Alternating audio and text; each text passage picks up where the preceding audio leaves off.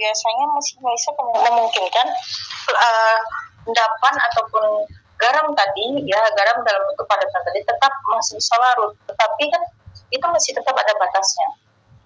Ya.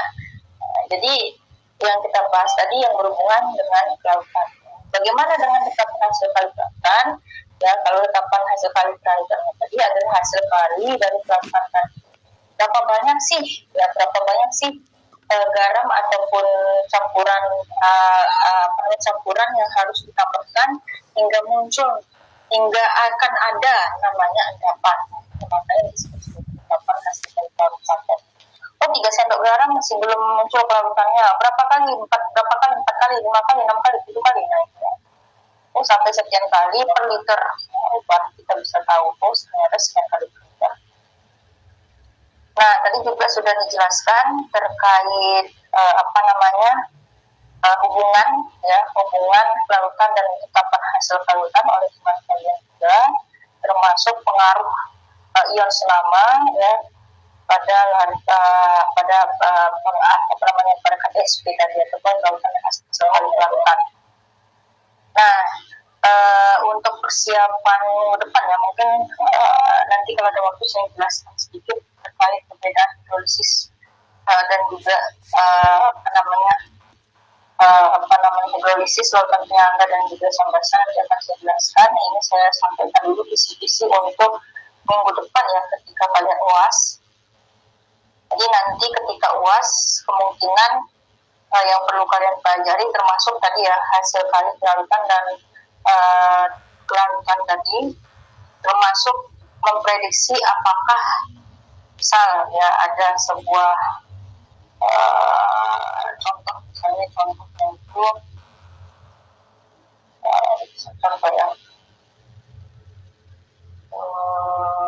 misalkan ada larutan ya, ada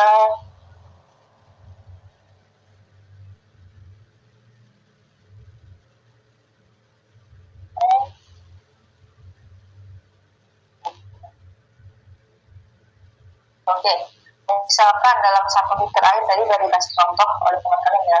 Nah, misalnya ada juga contoh misalnya dalam 1 liter larutan misalnya mengandung NaCl sekitar 0,5 molar. Dan kemudian ada juga senyawa lain dengan contohnya K2CO4 sebesar 0,05 misalnya ya. Bisa diketahui ke dalam larutan tersebut ditambahkan dengan AgNO3, status dan sebagainya. Nanti kemungkinan kalian akan minta berhitung untuk berapa konsentrasi dari Ag misalnya gitu ya. Hitunglah konsentrasi dari Ag atau ion Ag yang diperlukan untuk mengendapkan masing-masing. Misalnya tadi yang AgNO3 kan bereaksi dengan NaCl membentuk AgCl. K2CO4 tadi akan bereaksi dengan AgNO3 membentuk Ag2CO4. Nah, itu nanti akan meminta misalnya berapakah konsentrasi ion Ag yang diperlukan untuk mengendapkan si AgCl dan Ag2CO4 dari reaksi antara NaCl ya dan K2CO4 ketika ditambahkan dengan AgNO3. Nah, contohnya misalnya seperti itu. Kemudian dari kedua larutan tersebut tadi kan ada NaCl dengan K2CO4 masing-masing ditambahkan dengan AgNO3. Nah, dari kedua larutan yang terbentuk tadi, contoh tadi ada AgCl, tadi yang dihasilkan yang pertama AgCl, yang kedua tadi Ag2CO4. Dari kedua reaksi tersebut kira-kira larutan mana yang bisa mengendap terlebih dahulu, misalnya seperti itu ya. Jadi untuk soal yang pertama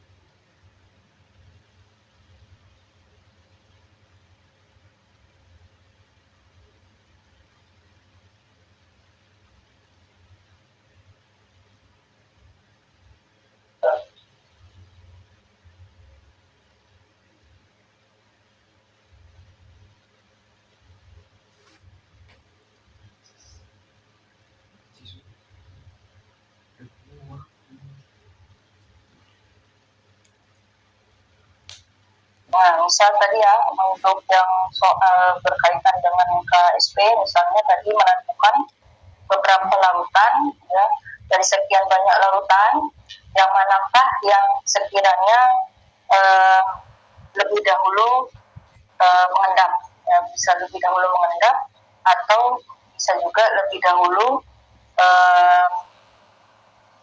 larut, ya, jadi seperti itu untuk yang KSP. Kemudian soal yang kedua nanti biasanya berhubungan tadi ya, kemarin soal terkait hidrolisis, larutan penyangga dan juga asam basa. Biasanya nanti kalian akan diminta untuk menggambarkan, menghitung ya, menghitung pH dan juga menghitung kurva, menggambarkan kurva.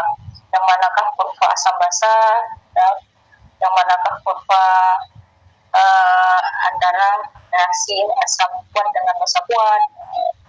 Silahkan kalian pelajari. Kemudian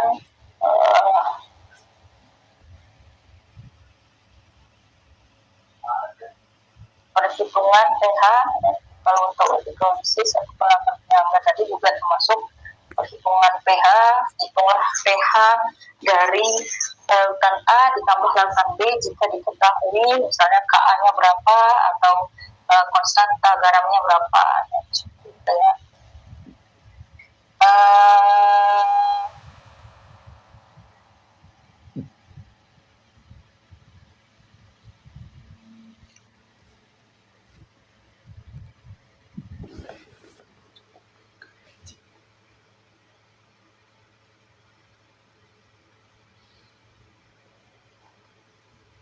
Kemudian terkait kemarin kita bahas terkait larutan penyangga ya teman-teman. Nah, tadi juga sebagai catatan, jangan lupa agar kalian tidak lupa ya, penulisan data tulis, penulisan pada reaksi kimia ya. Tadi ada yang masih angkanya untuk kelompok 7 masih angkanya besar ya, sama besar dengan huruf. Jadi kalau misalnya penulisan CH3CuNA misalnya, nah, itu yang tiganya jangan sama besarnya dengan si pH.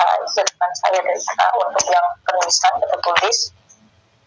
Berbicara tentang larutan penyangga ya, larutan penyangga, kemudian hidrolisis garam ya, kemarin kita bahas, kemudian juga asam basa. Bagaimana sih? Nanti kan kalian hanya beri satu soal tuh, misalnya satu soal untuk menghitung pH, tapi tidak diberitahu sebenarnya soalnya itu masuknya ke hidrolisis garam kah, ataukah masuknya ke asam basa atau larutan penyangga.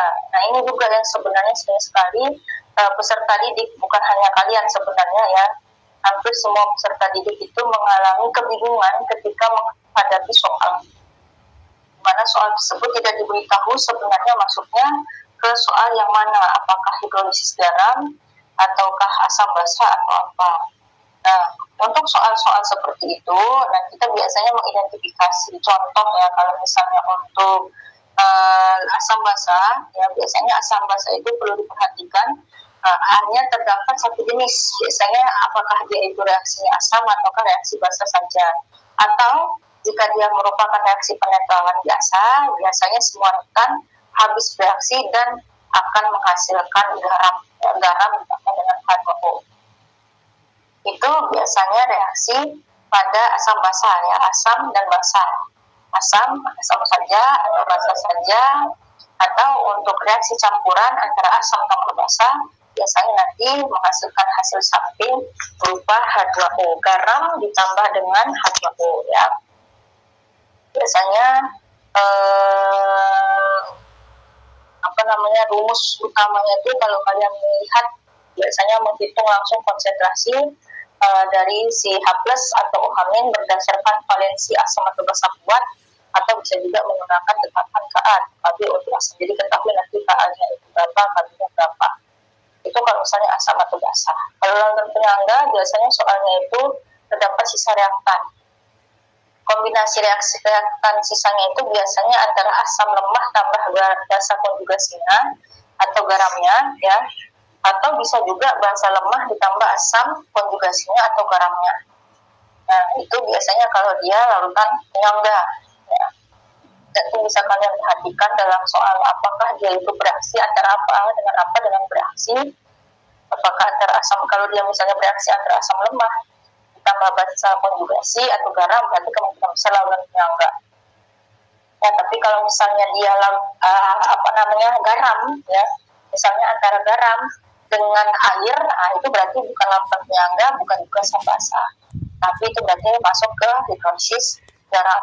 Bagaimana membedakan apakah dia masuk ke hidrolisis sebagian, hidrolisis hidrolisis total, ataukah tidak mengalami hidrolisis. Nah, kondisi atau hidrolisis garam itu biasanya, reaksi hidrolisis garam biasanya masih ada hubungannya dengan hidrolisis atau reaksi penetralan pada asam basa. Ya, kalau kalian tidak tahu apakah asam tersebut atau basa tersebut dari asam kuat atau basa kuat, ya kalau tahu tinggal direaksikan. Biasanya reaksi yang didatangkan atau yang menghasilkan atau yang dihasilkan dari asam kuat atau basa kuat pasti bukan termasuk reaksi hidrolisis garam. Kenapa? Karena asam kuat tanpa basa kuat tidak mengalami hidrolisis. Ya, tapi kalau dia berasal dari asam lemah tanpa basa lemah, bagaimana taunya? Seperti apa taunya? Kan gitu ya. Nah, taunya itu nanti ketika di asam lemah dia akan menghasilkan ion H+, ya. Ion H+, tapi ketika dia berada di basa lemah, dia akan menghasilkan ion H3O+, ya. H3O+. Itu untuk reaksi hidrolisis, ya. Reaksi hidrolisis garam. Nah, bagaimana kalau misalnya reaksi sebagian? Kalau reaksi sebagian, nah, pastinya hanya salah satu, di mana salah satu tersebut yang mengalami hidrolisis parsial adalah dari bagian garam, misalnya CH3COONA, ya, CH3COONA. Nah, CH3COO itu, ya, CH3CO- itu pasti berasal dari asam lemah. Gak mungkin ada namanya asam kuat asalnya dari CH3CO-. Sedangkan Na itu, jadi kalau kalian kalau bagusnya kalau misalnya hafal SPU, ya. Kalau hafal SPU lebih gampang lagi. Pokoknya yang sebelah makin ke kiri sebuah unsur, ya, makin ke kiri sebuah unsur, maka dia akan membentuk basa kuat. Ya, jadi kalau kalian ingat SPU ada di atasnya LI, kemudian yang A dan sebagainya ke bawah, itu kemungkinan besar semuanya akan membentuk basa kuat. Semakin ke kanan dia akan membuat atau akan membentuk asam kuat, ya. Nah, jadi kalau misalnya dia golongan 7 apa aja, misalnya ya ada Cl di situ, ada I dan sebagainya, ada F di situ, itu pasti akan membentuk namanya asam kuat. Maka kalau dia yang satu lagi, ya, misal tadi ya CH3CONA, Na kan dia tadi berasal dari unsur paling kiri. Berarti dia akan membentuk, ya, pastinya akan membentuk basa kuat. CH3COO, ya, itu harus kalian ingat tidak ada namanya CH3COO itu membentuk asam kuat, tidak ada. Semuanya itu akan membentuk asam lemah. Nah, kalau misalnya dia CH3COO diminta dalam soal, ya, direaksikan dengan air. Nah, yang mengalami hidrolisis parsial adalah si asam lemah atau si basa lemahnya, ya. Tidak akan pernah namanya asam kuat atau basa kuat mengalami hidrolisis, ya. Tidak akan ada namanya mengalami hidrolisis. Nah, bagaimana kalau misalnya membedakan reaksi ini yang sering sekali juga salah, dan kalau kompre nih, waktu ujian kompre, coba tuliskan reaksi penggaraman, ya. Bahkan beberapa buku aja nggak menjelaskan sebenarnya pembedaan atau perbedaan antara reaksi penggaraman. Memang antara reaksi penggaraman atau penetralan dengan reaksi hidrolisis itu memiliki hubungan, tapi keduanya itu bukan berarti sama, berbeda, ya, tetap berbeda. Bedanya di mana? Kalau di reaksi penggaraman, dia itu adalah reaksi pembentukan garam. Terus kalian ingat, ya, yang sering sekali buku-buku itu salah, ya, sampai salah dibuat sama reaksi penggaraman dengan reaksi hidrolisis garam, ya. Jadi kalau reaksi penggaraman itu adalah reaksi pembentukan garam, arah reaksinya ke kanan, ya. Contoh antara NaOH ditambah dengan CH3COOH, ya.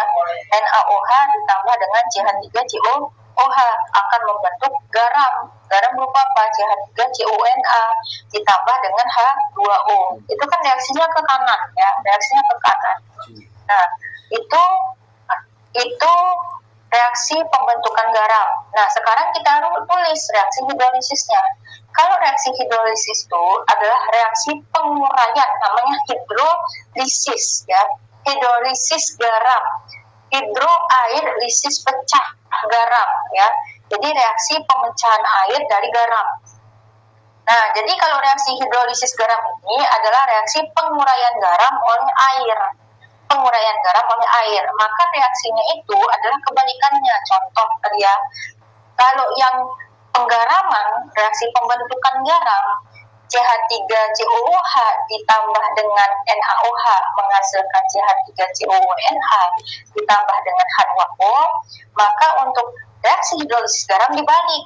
Jadi CH3COONA ditambah dengan H2O menghasilkan CH3COOH ditambah dengan NaOH. Atau boleh ditulis secara terpisah reaksi ioniknya CH3COO plus ya ditambah dengan H2O, maka menghasilkan CH3COOH ditambah dengan H3O plus, atau ya sebagian buku itu, kalau sebagian buku nulisnya H3O plus, atau bisa juga kalian tulis jadi OH-. Kemudian bagaimana dengan NaOH-nya? Na-nya kan tidak mengalami hidrolisis. Jadi Na ditambah dengan H2O dalam tanda panah ke kanan coret. Karena NaOH itu kan dia masuknya basa kuat tidak mengalami hidrolisis. Nah, itu ya perbedaannya. Diingat, yang sering sekali dan buku-buku jarang sekali biasanya bahas ya beberapa buku. Saya ingat dulu sampai ada mahasiswa saya ataupun anak-anak didik saya itu bingung apa sih bedanya itu ya. Jadi kalau proses utama yang tadi asam tambah basa, garam menghasilkan garam tambah air, itu namanya reaksi penggaraman. Kalau reaksi hidrolisis kebalikannya, garam plus air akan menghasilkan asam tambah basa atau dua-duanya. Nah, itu untuk minggu depan ya, untuk persiapan kalian untuk ujian minggu depan. Ini kebetulan tidak bisa dibuka sebentar ya. Terutama untuk yang ilmu kimia ya, silahkan kalian ulangi lagi atau kalian belajar kembali terkait penentuan entalpi reaksi berdasarkan energi ikatan, serta penentuan, kalau itu kan kalian ingat ya, dan biasanya kalau energi ikatan itu diberitahu berapa energi ikat antara misalnya O dengan H ya. Kemudian nah itu biasanya yang jadi kesalahan, yang sering jadi kesalahan dalam perhitungan itu adalah mereaksikan kembali. Kemarin sudah saya kasih catatan ya, apa yang harus kalian lakukan pertama kali, tulis dulu reaksi awalnya seperti apa ya, antara apa dengan apa, misalnya ditambahkan reaksi antara CH3COOH ditambah dengan air atau apa, nanti tulis dulu yang pertama, reaksi pertama, reaksi kedua, baru nanti hasil reaksi akhir bagaimana. Ya, jadi kalian tahunya bagaimana? Tahunya nanti ketika kalian yang mana, apakah ada yang perlu dikalikan ataukah ada yang perlu dibagikan, ya seperti itu. Nah, jadi untuk reaksi ikat biasanya energi ikatannya akan diberi tahu berapa nilai-nilainya. Yang kedua adalah sama ya, tetap menentukan entalpi reaksi berdasarkan kalorimeter ya. Kalorimeter nanti silahkan kalian ingat bagaimana rumus yang digunakan. Untuk soal selanjutnya itu biasanya kemarin kita bahas tentang keseimbangan kimia ya. Untuk keseimbangan kimia silahkan baca bagaimana menentukan harga Kp berdasarkan data zat yang bereaksi ya. Berapa sih harga Kp-nya itu. Kemudian untuk kinetika silahkan nanti kalian pelajari persamaan laju ya, menentukan persamaan. Kemarin sudah saya jelaskan ya, beda persamaan reaksi ya, persamaan reaksi kimia, persamaan termokimia ya, bersamaan laju reaksi. Nah, itu kan beda-beda ya. Nah, untuk kinetika kimia nanti kami minta untuk menentukan persamaan laju reaksi dan juga menghitung harga tetapan reaksi ya. Berapa sih harganya? Nanti kalian hitung tetapan harga laju reaksinya. Kemudian juga nanti kami minta kalian untuk menghitung orde reaksi ya. Kemarin kalau kita belajar tentang orde reaksi, itu juga kami kemungkinan akan keluar ya, menentukan nama reaksi berlangsung berdasarkan data-data yang diketahui. Itu untuk kinetika ya. Untuk asam basa dan sebagainya, hidrolisis dan penyangga ya tadi sudah saya sampaikan ya, biasanya akan jadi perhitungan kebanyakan soal-soal yang akan kalian kerjakan, karena memang kan kalau kimia ini kan kebanyakan yang sering kan adalah perhitungan. Jadi kebanyakan nanti adalah perhitungan. Kemudian bisa juga ya nanti akan keluar soal untuk termokimia, menghitung jumlah ya, berapa banyak mol yang terbakar, jumlah mol senyawa yang dibakar, dan juga berapa banyak kalor yang dilepaskan pada pembakaran tersebut ya, pembakaran dari senyawa tertentu, apakah reaksi antara propana, etana, butana, dan sejenisnya ya. Kemudian untuk kelarutan tadi yang sudah dijelaskan oleh teman kalian, silahkan kalian pelajari kembali bagaimana menentukan kelarutan dari suatu unsur di dalam air murni dan juga di dalam larutan lain ya, larutan lain ya. Dan bagaimana kalau di hidrolisis garam, mungkin boleh juga kalian pelajari terkait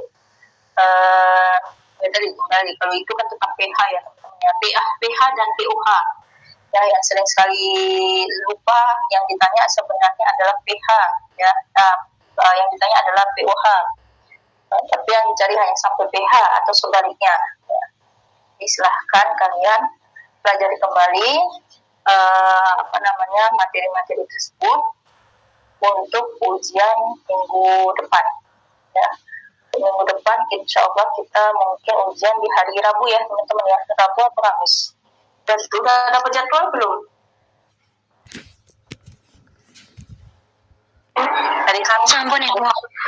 Sampun hari Kamis ya.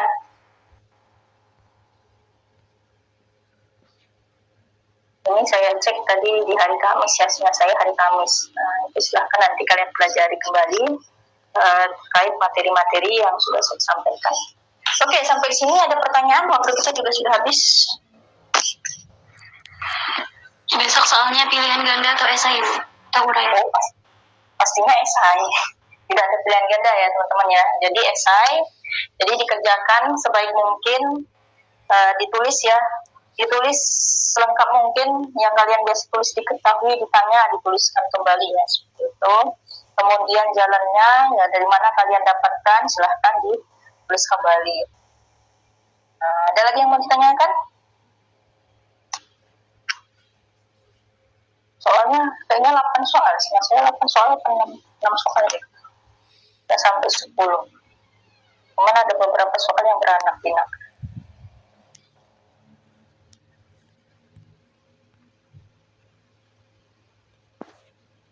Soal ya. Jadi ada 8 soal. Ada lagi yang mau ditanyakan? Belum ada, Bu.